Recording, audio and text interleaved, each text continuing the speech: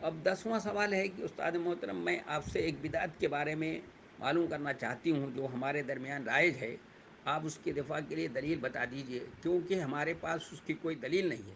وہ یہ کہ جب ہمارے یہاں کسی بچے کا عقیقہ ہوتا ہے تو اس وقت جو جانور ذبح کیا جاتا ہے اس کا گوشت اس کے والدین کو نہیں کھلایا جاتا۔ ایسا کرنا درست ہے؟ وضاحت فرما دیجیے، جزاک اللہ خیر۔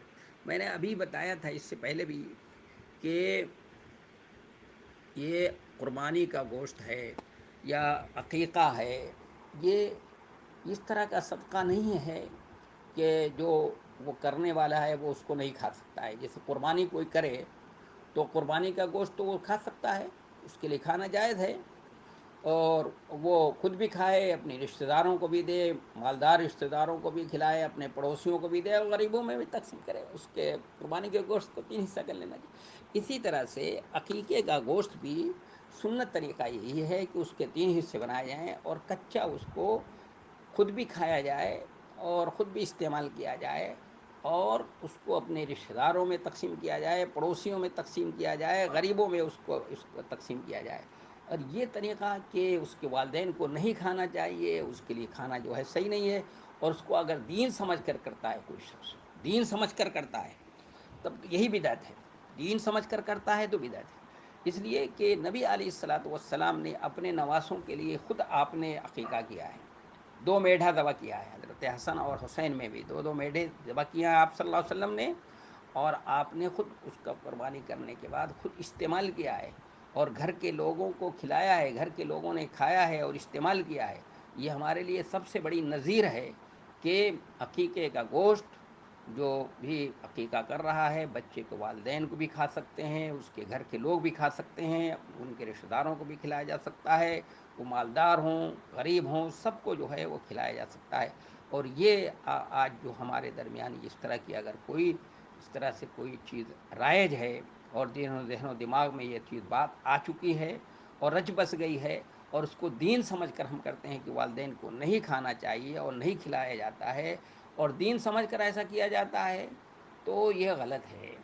اس کی کوئی جو ہے اس کی کوئی سند ہمارے پاس نہیں ہے، نہ کہ اس کی کوئی دلیل ہے، سمجھ گئے نا؟ اور کوئی دین میں نئی بات کر دینا کہ دین میں نئی بات اور دین سمجھ کر کرنا، اس کو اسی کو بدعت کہتے ہیں۔ اس لیے ہم کو بدعت سے کیا کرنا چاہیے؟ بچنا چاہیے۔ کل بدعت ضلالہ، ہر بدعت کیا ہے؟ گمراہی ہے۔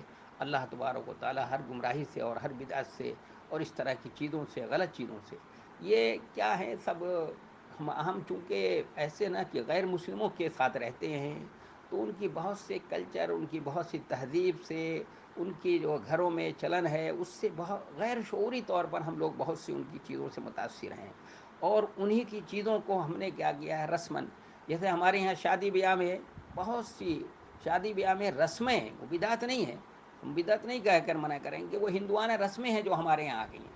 تو یہ بھی ایک طرح کی جو یہ کہ غیر مسلموں کے یہاں بھی اس طرح کی چیز ہوگی، تو اس لیے کہ ارے بھائی وہ ذبح کیا گیا ہے تو اس کے گھر والے کیسے کھائیں گے، اس کے والدین کو کیسے کھلایا جائے، تو چونکہ ہندوؤں کے یہاں بھی اس طرح کی چیزیں ہوتی ہیں تو لاؤ چلو ہمارے یہاں بھی اس طرح کی ہوگی۔ ہمارے یہاں اس طرح کی کوئی بات نہیں ہے۔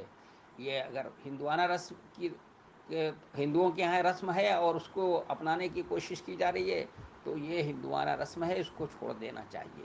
مسلمانوں کے یہاں اس طرح کا کوئی تصور نہیں ہے۔ اس کے والدین بھی کھا سکتے ہیں، اس کے گھر کے ہر شخص کھا سکتا ہے، رشتہ داروں کو بھی کھلایا جا سکتا ہے، اور کچا ہی گوشت تقسیم کرنا زیادہ بہتر ہوتا ہے۔